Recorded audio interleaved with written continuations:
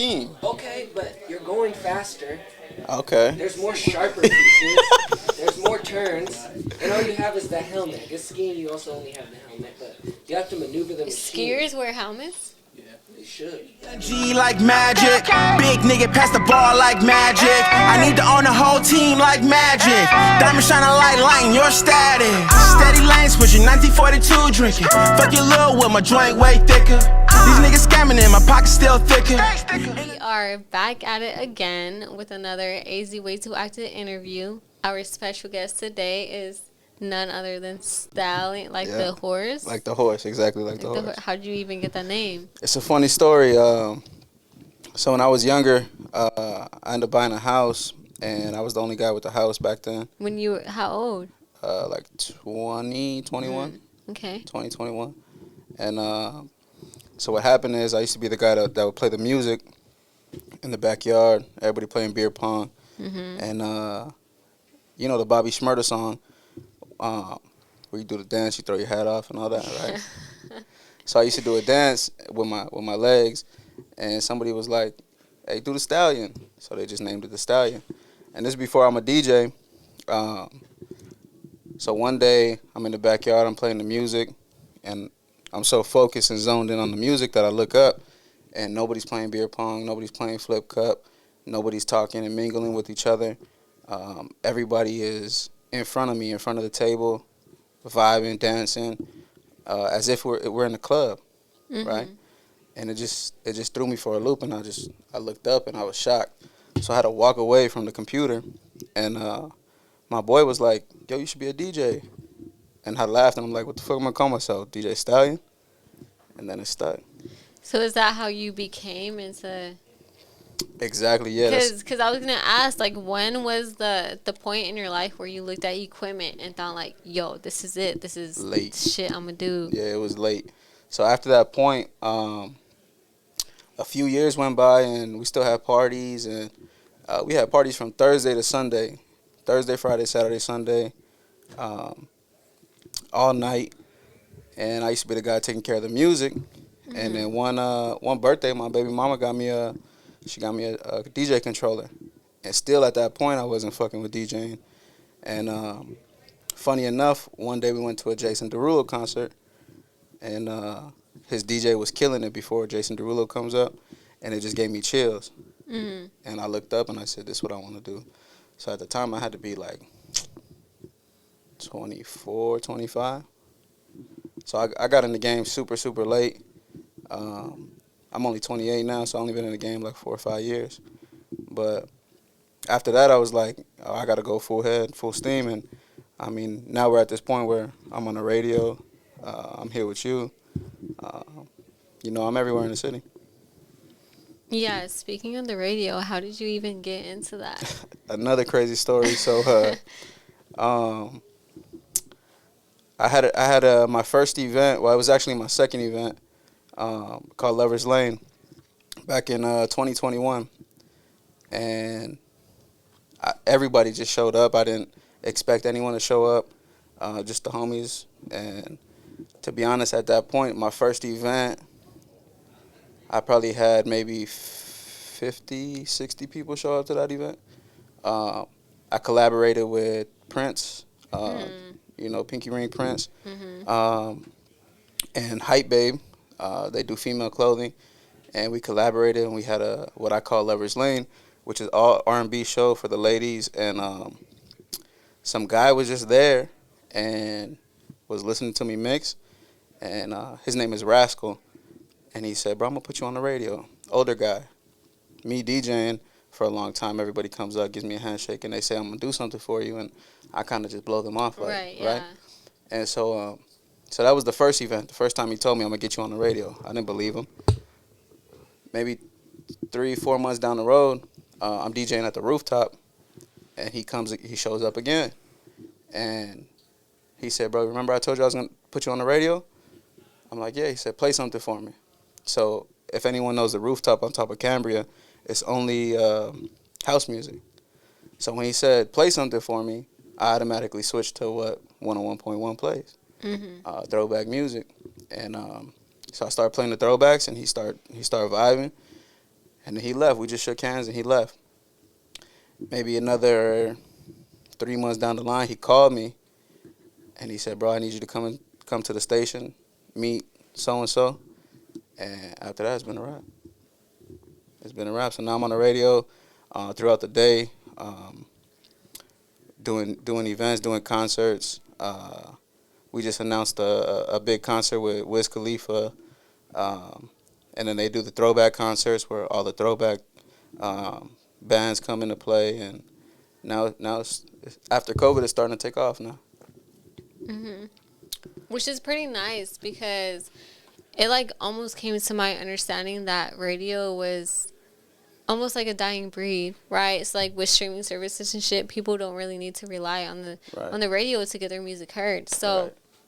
how do you, as being like a radio DJ yourself, like how do you even feel about that? I take it as another marketing scheme, right? So Mm-hmm. the radio is a whole different market than the streaming platforms. It's a whole different market than what we listen to on a daily basis. Mm-hmm. It's a whole different market than the club. And one weekend, I think the first weekend I was on the radio was July 4th weekend, and we came back to do like a recap of what the weekend listeners were, and these guys told me 300,000 people. So I said 300,000 people were listening to me. Mm-hmm. It blew my mind. So I said, man, That's crazy, yeah. crazy. So yeah, it's just a whole different market, and you know, there's people out there that don't have the means to be on the streaming platforms, Mm-hmm. and don't have the means to have an aux cord or even listen to music via their phone, and all they could do is turn on the radio station. Oh, for sure. For Right. sure. Yeah, it's definitely a different marketing scheme for sure. So then how do you because like I remember that whole thing came about here a couple years ago with the whole like radio people and SoundCloud people, right? So like how do you feel even about that in general? Because like I feel like a lot of artists at that time did kind of depend on the radio to like push their names. But now after that situation, they kind of were just like, all right, we'll just do it ourselves. And now we're like on streaming services and Yeah. nobody even listens to the radio. 100%. So I think people just don't have an understanding of what the radio is. Mm-hmm. The radio is a business, right? And a lot of people aren't business minded, so they don't understand that the radio is a business.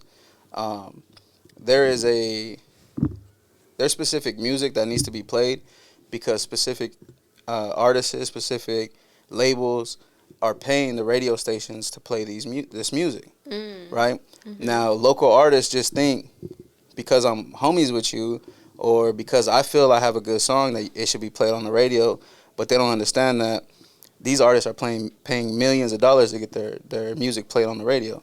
So I think artists just are not, they don't take their craft as serious as most people, and they don't want to pay.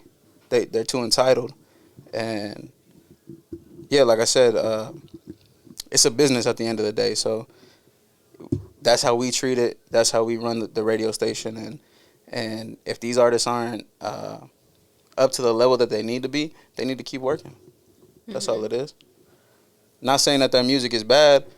They just need to keep working. They need to get to a level where the radio personalities or even the head honchos on the radio are able to hear and see that this guy is making moves or this female is making moves, and not just feel entitled and want that shit on the radio. Alexis, originally Brown Boy Maj, was like the only honestly the only person that I even took into consideration was played on the radio like that from out here. So I guess I kind of see the whole perspective of like both sides maybe. Right.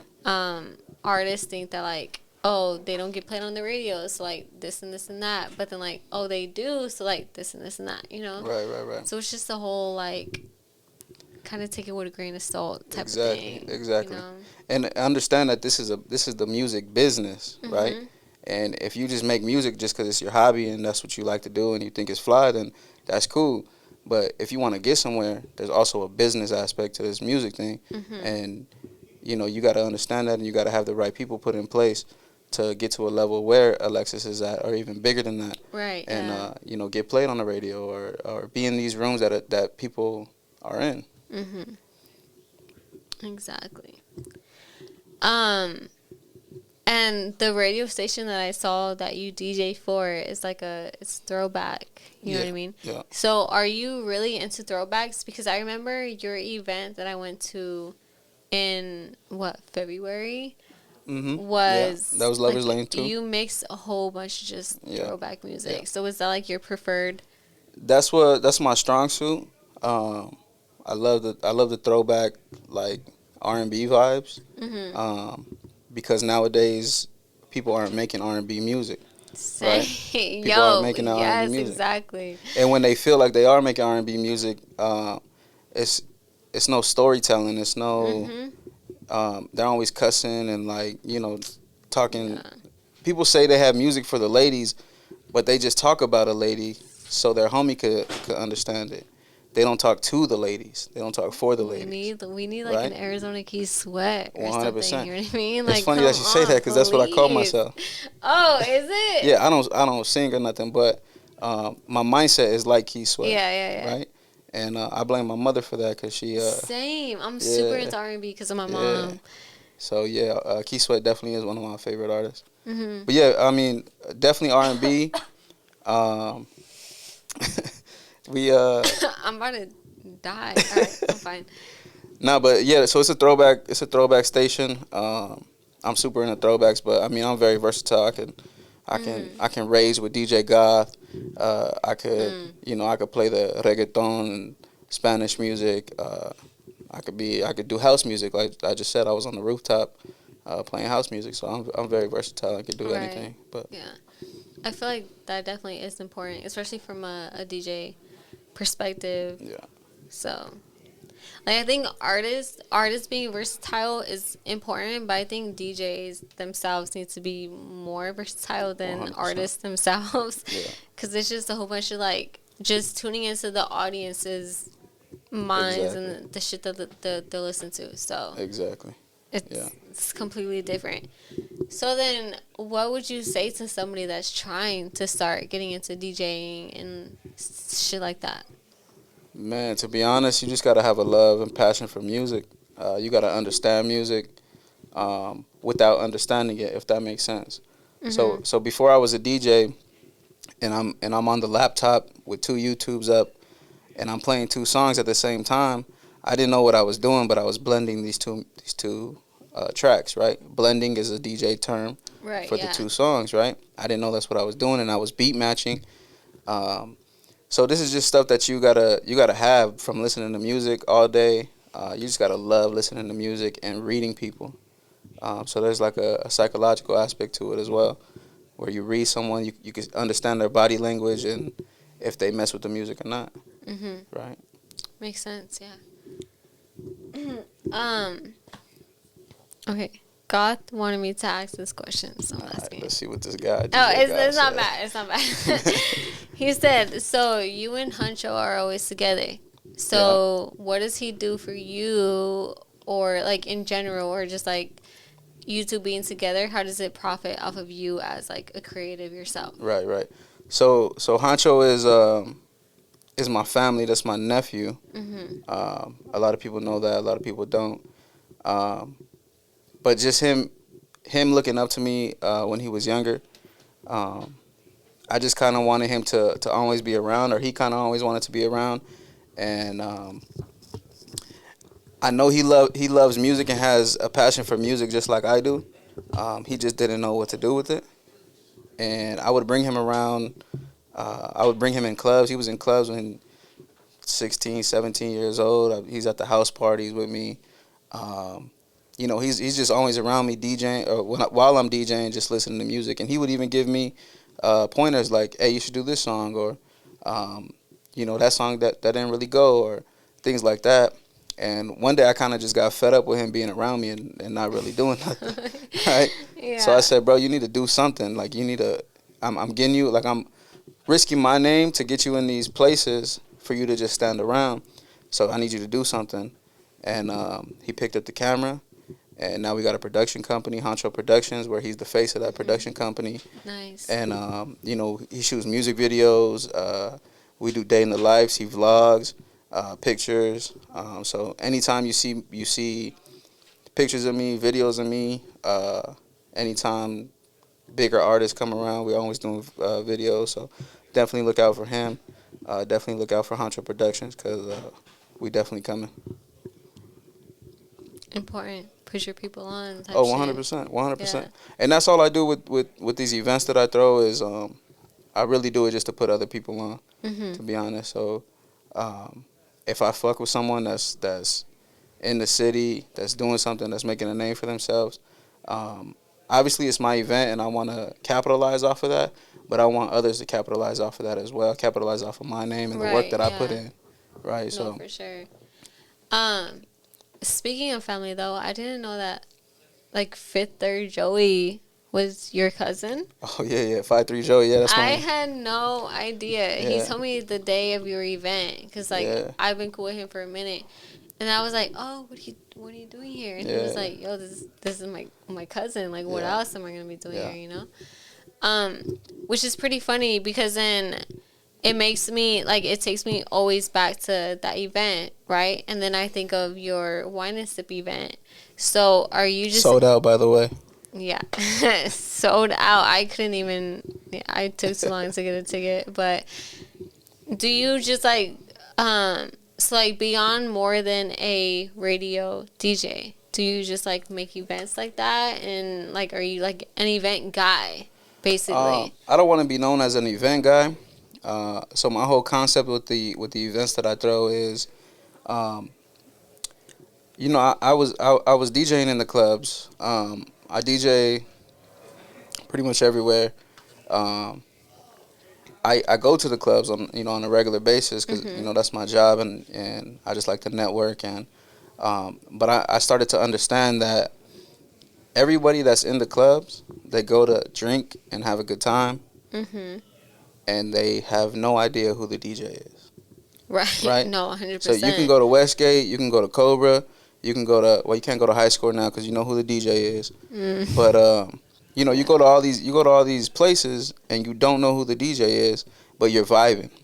Right. I want to switch it and I want you to come to these places for me, for the DJ, yeah. right?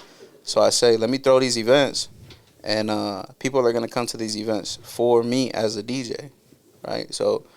That's just the whole marketing scheme around it. It's nothing crazy. I don't want to be the event guy, but I just want my events to give people an experience. That's all, and put other people on. Put my family on. Put Honcho Productions on, and put people like Chopping with Screw and Cash Plays Boys on, and even artists putting. I mean, I'm not putting my boy Luciano with Who Hurt You on, but he's putting me on, and you know we're networking, we're sharing our that's what I fans. said. He was like at your events type shit. So that's my guy, and just having a vibe put together. That's all.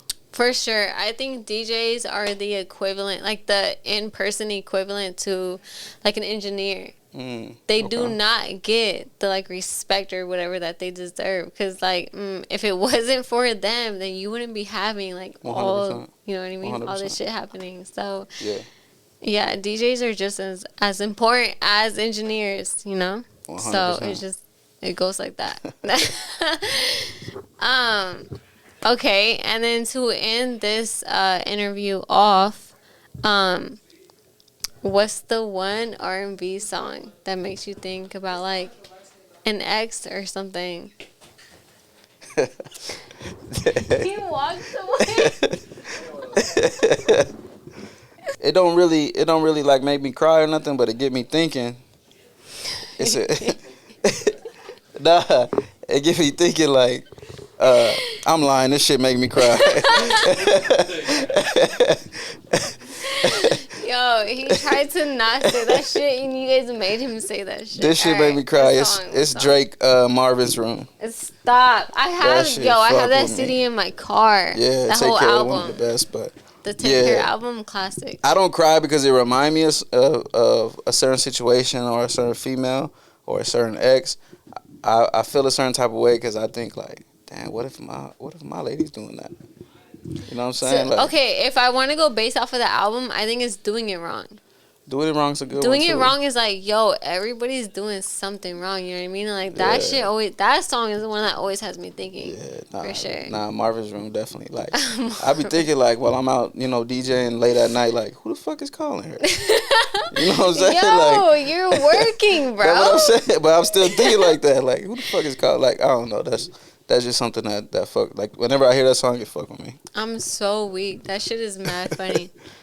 It'd be like that though, I guess. I was thinking more so like older music. But Older if we music. want to go with Drake, I'm mad cool with going with Drake. So we can stop there. Yeah, it definitely gotta be Drake. Yeah, 100%. Always, all the time. I have on Spotify, it's a sad Drake songs playlist. Oh my god, That you will gotta send me play. that. I got a whole That will mix. play. I got a whole Drake and Drive mix. Please, Yeah. please send me that mix. You're not supposed to Drake and Drive. Drake You're not and Drive. supposed Yo, to. I'll Drake and Drive until I die type shit. Yo, Drake is my guy. Please send me that mix got because you. I need that shit. I got you. All right. You another activated interview. Right here from the headquarters. We activated, baby.